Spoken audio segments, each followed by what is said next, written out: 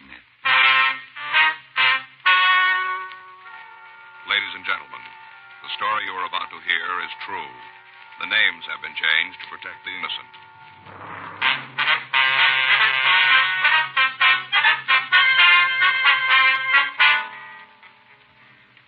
You're a detective sergeant. You're assigned the homicide detail. A man has been shot in a cheap hotel in the downtown area. There's no apparent motive for the attack. No lead to the identity of the assailant. Your job? Find him.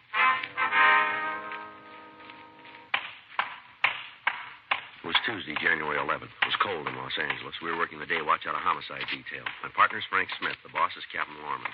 My name's Friday. I was on my way into the office, and it was 5:26 a.m. when I got to room 42. Homicide. Yeah. We just got the call, Skipper. Mm-hmm. Oh, he's on the way in. That's right. Oh, wait a minute. Yeah, here he is now. Uh-huh.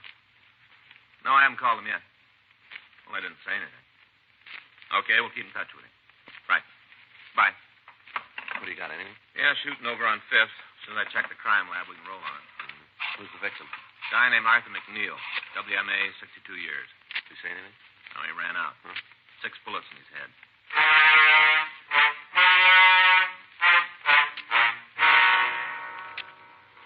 The Garnet Hotel was located on 5th Street between Turner and Banning. It was an old, run-down building. A wooden sign over the entrance advertised rooms, 75 cents per night. Weekly rates available. Frank and I climbed one flight of wooden stairs that led to the lobby. By the time we'd gotten there, 2 black and white cars had arrived, and the uniformed officers were attempting to restore some sort of order in the place. We talked with them briefly, and then we met Mr. Ted Brendel, the night clerk who'd placed the original call. I know what's going on, I tell you. No reason for me to try to hide nothing. I ain't mixed up in it. We didn't say you were. What? I say we didn't say you were involved. We just want to find out what happened here. Oh, come on in the office. Can't hear a word you're saying. Come on. Come on, talk in the office. Now then, fella can hear yourself talk. Sit down. Thank you. Just throw the clothes on the floor, toss them down, and take a seat. Yes, sir. Yes, sir. Now about the shooting. I was just finishing up, and all of a sudden I hear these noises, you know, like pow, pow. Loud, sharp. Yeah. Wasn't sure what they was at first. A lot of noise around here all the time. People falling out of bed, bottles breaking, stuff like that. Mm-hmm. It was loud enough, though. I figured I ought to take a look, so I went upstairs. Yeah. A couple other people were out in the halls trying to find out what the hullabaloo was all about. Wasn't anything to let anybody know. Yes, sir. Then I come to Mr. McNeil's room, 319 on the left. Mm-hmm. Door was open, wide. I looked in. There he was. McNeil? Yes, sir, laying right on the floor. Just kind of sprawled around like it just dropped there. Yeah. I called to him. He yelled.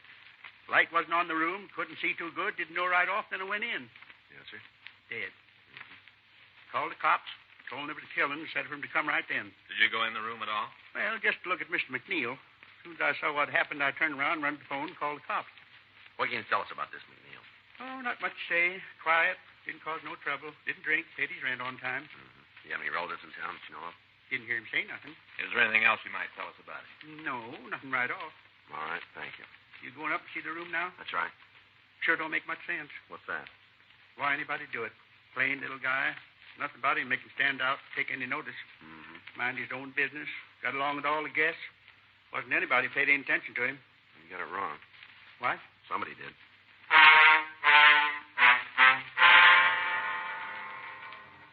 6:12 a.m. The crew from the crime lab arrived and began their investigation of the murder room. The canvass of the area was started in an attempt to find somebody who might have seen the killer. Frank and I went up to room 319. The appearance of the room indicated that there'd been a struggle before McNeil was killed. Clothing was scattered around the floor. Tables were overturned. The bedding had been ripped from the bed and then torn apart.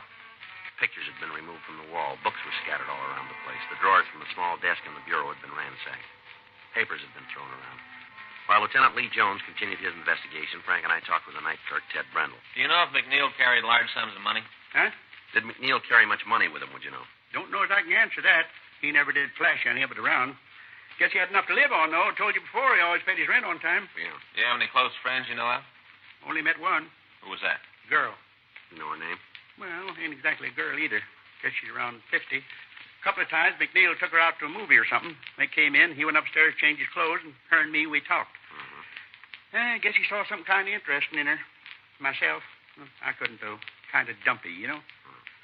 Seemed to like her, though. A couple other times he talked about her, said how she was so nice, seemed to understand him. How about her name? Let me think for a minute. Clara. Yeah, it seemed like that was it. Clara. You know where we can get in touch with her? Well, the way I remember, she lived in a hotel down the street near 6th. Did you know the name of the place? Eldridge, I think it was. Not real sure. If you ask down there, they ought to be able to tell you, though. Name's Clara or something. What if we could use your phone? Sure, in the lobby downstairs. I'll call. All right. Hey, you gotta have dime. It's a payphone. Yes, sir. Gee, they sure made a mess. Did McNeil get much mail while he was here? No, a couple of letters. You know who they were from? Some law company here in town. Must have been good. You know how they have the name printed up in the corner of the envelope? Yeah. Embossed. Must cost them something. You remember the name? No, can't get a picture. Did McNeil drive a car? Used to take a streetcar to work. Know that because he used to talk about the people he met. He got real sore when it rained. Told me he couldn't stand the smell of wet wool. Said there ought to be a law that nobody could wear wool clothes when it rained. Well. He was a funny little guy. Got real definite ideas about things. That so? Oh, yeah. Made up his mind and stuck to it. Like the envelope. Well, what's that? The envelope he had a couple of days ago. Wanted to put it in the hotel safe. Told him he didn't have one, just got the steel boxes. You know, one for each room in case the guests want to check something. Yeah. And we got those. And when he found out, he decided to keep the envelope himself. He tell you what was in it? No, just acted kind of mysterious, like it had something real valuable inside. When he found out there wasn't safe, he told me he'd keep it with him. But he didn't give you any idea what was in the envelope? No, just plain white, little, you know, like you mail a letter in. Yeah. How about it? You find a woman? Yes, sir. I'll see you in a minute, Joe. Yeah. You want to excuse us? Sure. What do you got? I'm going to check the hotel. The woman's name is Clara Fabian. Yeah. She checked out 30 minutes ago. Say where she's going? No, clerk said she was pretty upset. Yeah. Said something about a death in the family.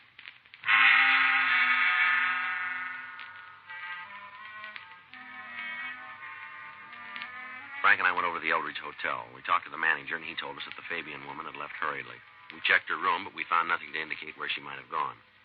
We called the office and had the name run through R&I. We found she had a record listing several drunk arrests and 2 convictions on bunco charges. Her picture was pulled and shown to Ted Brendel. He identified her as McNeil's friend. From her package, we obtained the name of a sister living in the Los Angeles area. 7:21 a.m., Frank and I drove out to talk to her. At first, she refused to tell us anything, but after questioning, she admitted that she'd heard from Clara Fabian that morning. She'd called to say that she was checking into a hotel on South Spring Street. When we got to the place, the desk clerk told us we'd find her in the coffee shop. I guess that's her. Yeah, it matches the description. Yeah. Clara Fabian? Yeah. What do you want? Police officers would like to talk to you. Oh, nothing to do with no cops. It's my partner, Frank Smith. My name's Friday. I told you, I don't want to talk to you. Go away. Afraid we can't do that. Why? Some kind of law? Don't know what you're after, but I ain't going to help you. My fill of guys like you all the time giving me nothing but trouble. I'm clean. Don't owe nobody nothing. Now leave me alone. You know a man named Arthur McNeil? You're going to get out of here. All right, Miss Fabian. If you don't want to talk here, we'll go downtown. What about McNeil? You know him? Yeah, When'd you see him last? about midnight. Where?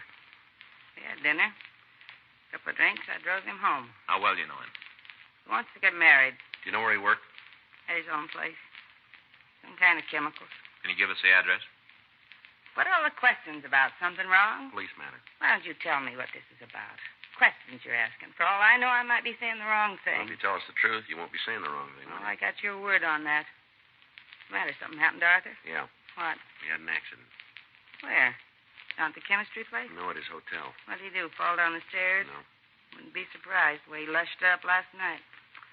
Boy, I never saw him so loaded. That's all? Yeah. A couple of drinks and he's on his way to outer space. Only takes 2 or 3. Mm-hmm. He had more than that when I met him. Some kind of a celebration. What for? Hmm? What was he celebrating? Some kind of an invention he was working on. Told me it'd taken him over 5 years, but he did it. Said we'd be on the easy street. Big pictures about the money pouring in. All we could use. Yeah. And that's what caused the fight. Mm-hmm. You see, all the time we've been going together, he's been giving me that line about lots of money. How he was going to make this invention and be a millionaire all the time, talking like that. Yeah. One look at him, and you know it was all in his head, nothing to it. I told him to stop it. Told him 100 times. Didn't do any good. Finally blew up. I couldn't take no more. This was last night, huh? Yeah. We had dinner, and he showed me an envelope. Said it was the invention in it. Big deal. He was going to be rich. Went on and on about it. I tell you, I think he was a little cracked.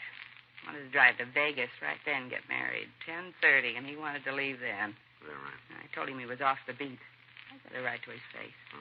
Made him mad. Real sore. I think a lot of it was the booze. You know, courage. He can't handle drinking at all. Yeah. Told me that if I didn't go with him right then, we'd call the whole thing off. Stop seeing each other. I told him it was all right with me. Never meant to get married anyway. Just something to do to pass the time. I wouldn't have really got married. What happened then? I took him home. Dropped him at the hotel. Where'd you go then? Back to my place, got ready for bed. Guess it was about 11 when he called, real mad. Carried on, yelled and screamed and said I'd be sorry. I couldn't take it anymore, and I hung up right while he was talking. A couple of minutes later, he called back. I wouldn't answer the phone, and then when it stopped ringing, I told the boy at the desk not to ring my room anymore. Yeah. It didn't bother me at first, and then I got to thinking about it. A little crackpot. I'd try to do something. So I decided to get out. That's why you left the hotel. Yeah, the way he was lushed up, things he said, no way of knowing if he was going to cause any trouble. All I knew was that I didn't want no part of it. Yeah. This accident. Something serious? Yeah, that's right. In the hospital? No. Well, how bad's he hurt? As bad as you can get. This isn't a joke, is it? No, it's no joke. If it is, I don't think it's very funny. It's no joke, lady. Is he dead? That's right. He do it himself? Looks like he had some help. Poor little guy. It's kind of funny to think about it now. I used to figure he was cute, the way he was always bringing me presents. Oh, not big, you know, but like a bunch of flowers or a book, little things. Funny to think about it. I can't hardly imagine him being dead, poor little guy. You know who did it? Not yet, no. We hope you might be able to help us. Why me? Nobody seems to know much about him. Can't find any close friends. Nobody would want to see him dead. He never talked about anybody to me. Did you ever mention a lawyer to you? No? Can you give us any idea where he worked? Well, you mean the chemistry place? If that's the place, yeah. Never said exactly. I think it was some kind of store, though, with the windows painted. He talked about the invention, said he had all the stuff to make it with, but he never told me where it was. All right. Anything else you can tell us about him? No, nothing. All right, thanks, Miss Fabian. For what? For what you have been able to tell us. It don't seem like it's going to be any help. Are you sure this ain't some kind of a joke? No, ma'am. And he's really dead? Yes, he is. Yeah, poor little guy. Well, if you think of anything, we'd appreciate a call. We'll leave you one of our cards. Oh, thanks. I remember something, I'll sure let you know. All right. Can you tell me how it happened? He was shot. Oh, maybe it was an accident. You know, whoever did it didn't mean to. No, that's not likely. Maybe. You've heard where a gun goes off, somebody killed. All the time you read about in the papers. Gun goes off accidentally. No, not 6 times.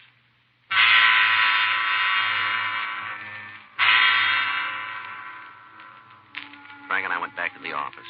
We called the crime lab and talked with Lieutenant Lee Jones. He told us that they'd been unable to find anything we could use at the scene of the killing. He said that the victim had been shot with a .38 caliber revolver. In going over the room, his crew had found several items of value. In light of this, there was the possibility that the motive for the killing was not robbery, as we'd thought before. Lieutenant Jones said that the coroner had called, and he'd said that he'd found over $100 in cash on the body of the victim, also a wristwatch and an expensive ring. In one of the pockets of the coat McNeil was wearing, the crew from the crime lab had found an address book. Jones said he was sending it over to us.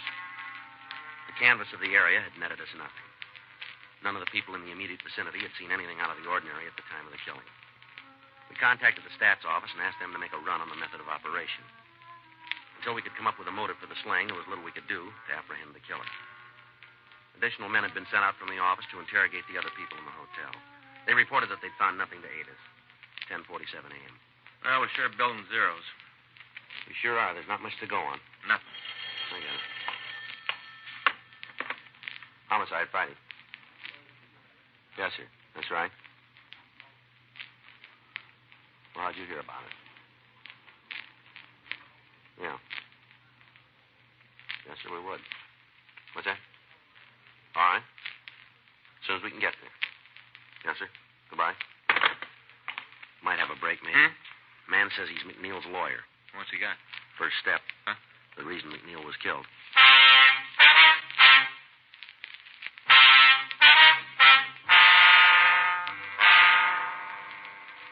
Frank and I left the city hall and drove over to the address I'd been given on the phone. After a few minutes' wait, we were shown into George Casper's office. We identified ourselves, and he asked us to sit down. Terrible thing to have happen. Yes, sir? I heard about it on the car radio this morning while I was coming to work. You're Mr. McNeil's attorney, are you? Yes, have been for over 10 years. On the phone, you said that you knew why he was killed. That's right. I feel a little silly about it now that you're here. All seems pretty melodramatic. Like, tell us about it? It's McNeil's formula. What, sir? For the past 8 years, McNeil's been working on a new type of explosive for commercial use. I see. It's supposed to have a lot of advantages. Easy to carry, minimizes the danger of accidental firing. The way he painted it, it'd answer a lot of problems in building. Mm-hmm. He called me the day before yesterday, said it was finished. He'd completed the final laboratory experiments. Yeah. Went on about how it was going to make a fortune for him. Mm-hmm. Had he talked to anyone about it? I'm not sure, but knowing McNeil, I imagine he did. Why did he say that? Well, these experiments got to be an obsession with him, about the only thing that mattered. A couple of times when we were out someplace, he'd have a few drinks and start talking about the explosive, loud enough for anyone near him to hear it. Mm-hmm. Do you know where he worked? Yes, small place out in the valley. I can give you the address if you want it. Yes, sir, we'd appreciate that. Have you any idea who might have killed him? No, sir, we're working on it. Mm-hmm. Was there anybody he was close to? You mean socially? That or in business? No, can't think of anyone. There was a girl. He spoke several times of marrying her. Sorry, but I can't tell you any more than that. I don't know her name. All right, fine, Mr. Casper. Does he have any relatives here in town? No, he made a will several months ago. Left everything to one of the industrial schools. Not much. Lab equipment, a few books. Mm-hmm. Anything else you can tell us about him? No, I'm afraid not. Most of the time he's pretty quiet. Kept to himself. Once in a while he'd go on a bender, might last a couple of days. When he was on one of those drinking bouts, he'd get in some kind of trouble. Loud talk, something like that. Nothing serious. All right, sir. If you'll give us that address, we won't take up any more of your time. Yes, of course. You can understand why I felt a little silly about calling you. What's that, sir? Explosives, spies. Sounds like something in a movie. Mm-hmm. I don't imagine there's anything to it, though. As far as I know, McNeil might not even have finished the formula. Might have been just another of his stories. Yeah, that's right. He was always telling whoppers. I guess a psychiatrist would say he was trying to find some way of justifying himself. Is that right? It seemed to be a big thing with him. To find a way of making himself heard about. Well, it kind of looks like he found it.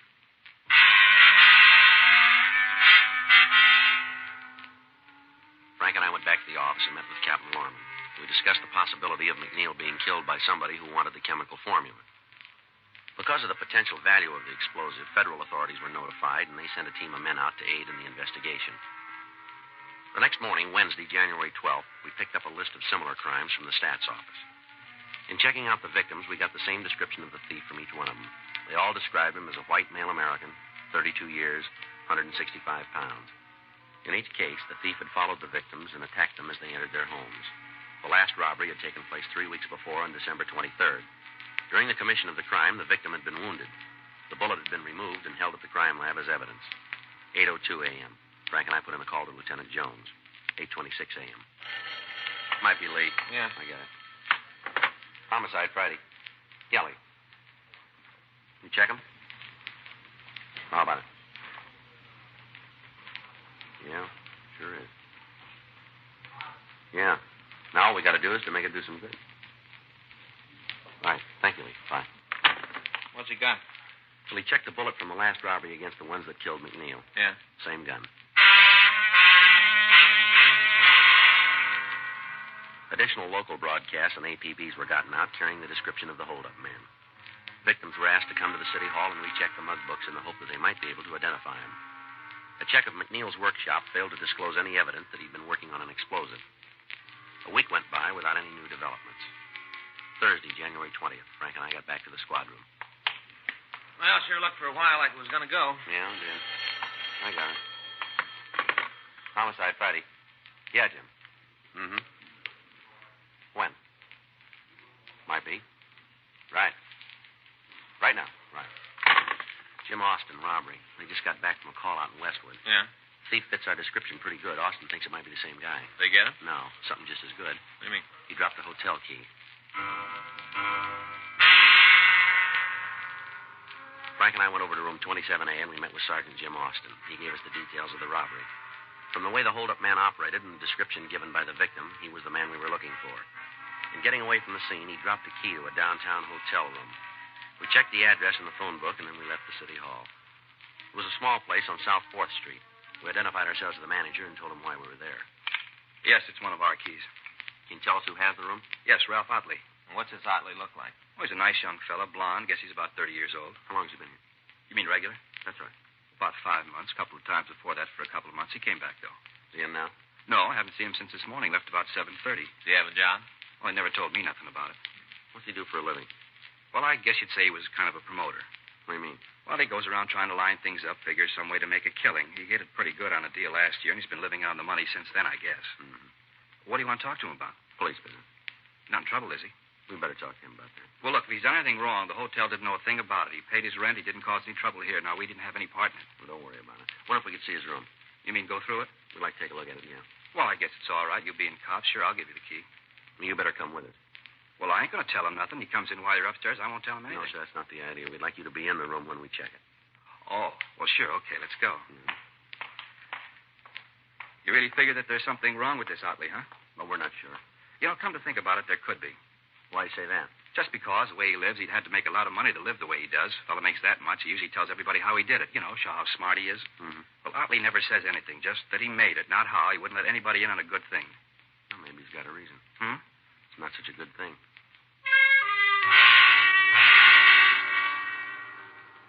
In the company of the manager, Frank and I checked the suspect's room. In one of the bureau drawers, we found a box of shells for a .38 pistol. There were also several items that had been listed as stolen in previous robberies. We returned to the lobby of the hotel, and we waited for Otley to come in. 4:30 p.m., 5:30, 5:45. Joe. Yeah. Hi, Sid. Hello, Mr. Otley. I lost my key someplace. You got another one? Yes, sure I have. Might have left it in the room. I'll check. Sure. Now, let's go. Yeah. Any calls for me today? No, sir, no calls. Stand still, Otley. Police officers. Hey, what are you doing? Don't turn around. I'll take it. Yeah, .38 revolver. Hey, what's this all about? I haven't done Get anything. your hands back of it. Hold still. You know you got the wrong guy. Keep telling us that. Taking me in for robbery, huh? That's one of them. What do you mean? We're booking you for suspicion of murder. Robbery, that's all you got me for. I'm not going to stand no killing beef. You keep believing that. I will. You're going to tag me with anything more than a 211. No, let's go. Grab him, Frank. Wait a minute. Hold it up, Otley, or I'll shoot.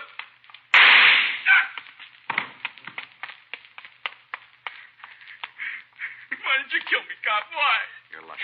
That's all you know. I'd have been better off, a lot better. You should have killed me. All right, come on. We'll take you down to George Street Hospital. I didn't mean to shoot the old man. Is that so? Yeah, he wouldn't give me the money. He kept saying he didn't have any. Yeah. I heard him talking about how he was loaded. He could have just given it to me. No trouble if he'd just given me the All money. right, settle down. You're not hurt bad. Well, he started yelling. I had to shoot him. I had to. It wasn't any other way. You should have killed me. That's why I took off, so you'd kill me. I wish you had a... Well, don't worry about it. Huh? Maybe it'll turn out that way.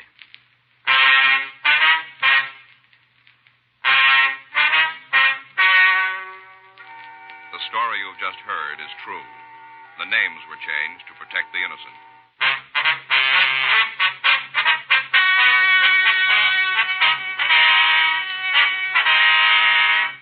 Ralph Neville Otley was tried and convicted of murder in the first degree and received sentence as prescribed by law. The jury returned a recommendation of mercy, and the suspect was sentenced to life imprisonment at the state penitentiary, San Quentin, California. You have just heard Dragnet, the authentic story of your police force in action, and starring Jack Webb, a presentation of the United States Armed Forces Radio Service.